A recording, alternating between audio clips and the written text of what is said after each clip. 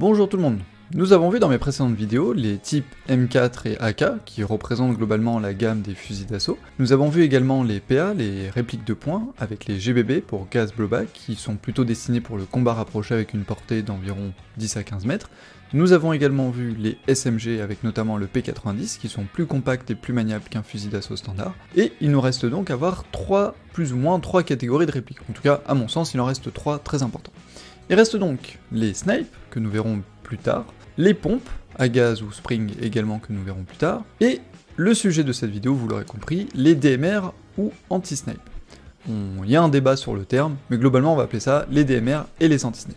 Alors, petit rappel, le DMR en soi désigne plus un rôle qu'une réplique ou une arme. DMR veut dire Designated Marksman Rifle, et à la base il est équipé d'un M14 modifié avec une lunette pour pouvoir tirer entre 300 et 600 mètres. Il s'agit donc d'une très bonne portée pour une arme qui peut effectuer des tirs en semi-automatique, contrairement à une M4 ou une M16 qui peine à dépasser les 300 mètres, ou un M40 fusil à verrou qui aura plus de portée mais ne pourra pas effectuer de tir soutenu car nécessite un rechargement entre chaque tir. En airsoft, à tort ou à raison, on désigne souvent les DMR comme anti-snipe.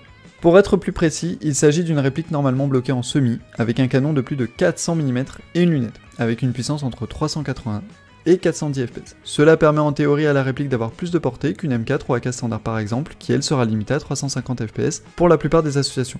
Et bien entendu, un petit peu moins de portée qu'un snipe qui sera bien réglé, qui lui sera souvent proche des 450 fps, mais pourra uniquement tirer en coup par coup. Il s'agit donc d'un très bon moyen de déloger un snipe caché derrière son buisson par exemple, car le tir en semi permet de submerger le tireur et de le sortir si possible. En gros, un anti-snipe c'est un mix entre une réplique d'assaut et un snipe. Ça prend le meilleur des deux mondes, la portée pour le côté snipe et la mobilité pour la cadence de tir pour le côté assaut. Je tiens à préciser également qu'il y a débat en airsoft sur les anti-snipes, les DMR, les noms que ça peut avoir, mais globalement, majoritairement dans la plupart des associations, les anti-snipes existent et sont tolérés. Quelle réplique et comment jouer en anti-snipe? Encore une fois, cela va dépendre des associations, mais je vais prendre l'exemple d'une association dans l'est de la France, car je la trouve cohérente. Réplique longue de plus de 650 mm, cross-répliée, avec montage lunettes ou ACOG si possible. Limitée entre 380 et 400 fps, tire uniquement en semi, bloqué mécaniquement ou électroniquement pour un MOSFET. Et réplique de poing obligatoire, avec une distance d'engagement d'inférieure ou égale à 15 mètres. Voici quelques exemples qui correspondent à ces critères en sortie de boîte, il faudra juste rajouter une lunette. Premier exemple, un VFC SR25. J'ai pris un VFC parce que c'est le premier que j'ai trouvé, mais ça peut être un Amoeba ou autre. Mais en tout cas, SR25 c'est souvent connu pour être des anti-snipes car elles sont d'origine en semi avec une puissance d'environ 400 fps. Deuxième exemple, on l'a déjà vu, un M14, donc vous pourrez modifier bien entendu. Troisième exemple, un SR25 Golden Eagle, donc comme pour le VRC, mais celui-ci beaucoup plus accessible et en plus en stock. Sinon, il est possible de modifier des répliques plus standards qui disposent d'un full pour les bloquer en semi et augmenter leur puissance avec un petit upgrade et les passer en anti-snipe, entre guillemets, comme par exemple ces deux modèles. Nous avons là par exemple le ESC AR416, donc qui est globalement un HK416 de la marque ESC, en version 14 pouces, donc avec un long canon. Ou encore une fois, un exemple pris au hasard, un AR15 de chez Arcturus, comme vous pouvez le voir, avec un canon très long. Ils ne sont pas à 400 fps, mais il est possible de prendre une de ces deux répliques et de les modifier pour avoir un anti-snipe. Prenons par exemple la ESC, voici ce que je ferais pour la passer en anti-snipe. Un canon lambda en 6/1 pour augmenter la portée et la précision en théorie, avec un petit joint Prometheus violet, un moteur high torque pour améliorer la réactivité en semi, et un ressort pour me rapprocher des 400 fps. Rajoutez à cela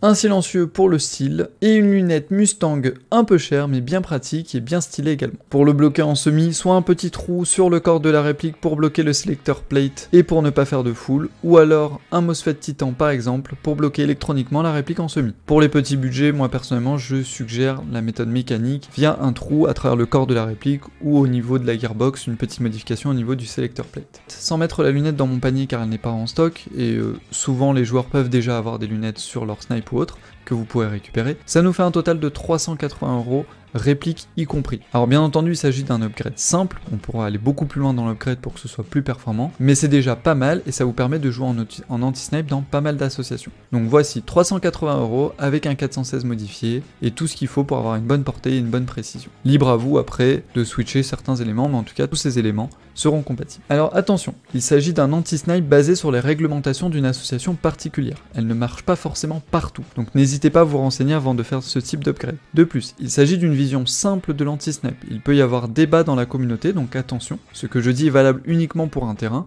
même si souvent beaucoup d'associations utilisent ce type de réglementation pour les anti-snipes.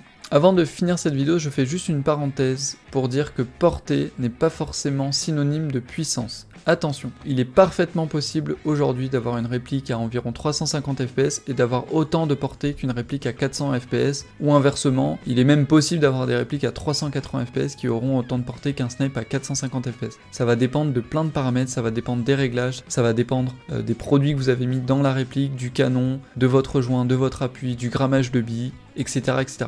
Pour vous donner un exemple précis, personnellement je possède une M4 EL qui tire à environ 350 fps à la 0.20. Si jamais je mets un bon grammage de billes, donc en l'occurrence de la 0.30 ou de la 0.32, je peux aller à 60 mètres. Il y a des snipes et des anti-snipes qui ont du mal à atteindre cette distance. Alors certes c'est pas les meilleurs et c'est peut-être pas forcément bien réglé, bien optimisé, bien upgradé, mais globalement ce n'est pas rare d'avoir sur les terrains des répliques qui sont puissantes et qui n'ont pas forcément une très bonne portée. Donc attention, ne pas confondre puissance et portée. Ça, c'est pas forcément lié, même si ça joue, c'est un facteur parmi tant d'autres.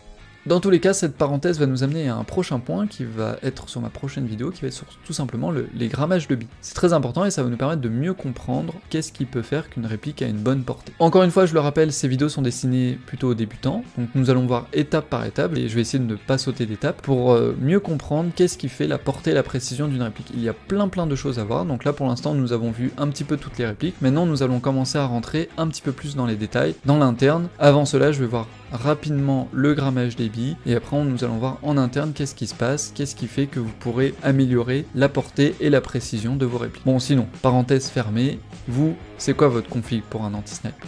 Allez viens, on est bien, allez, abonne-toi.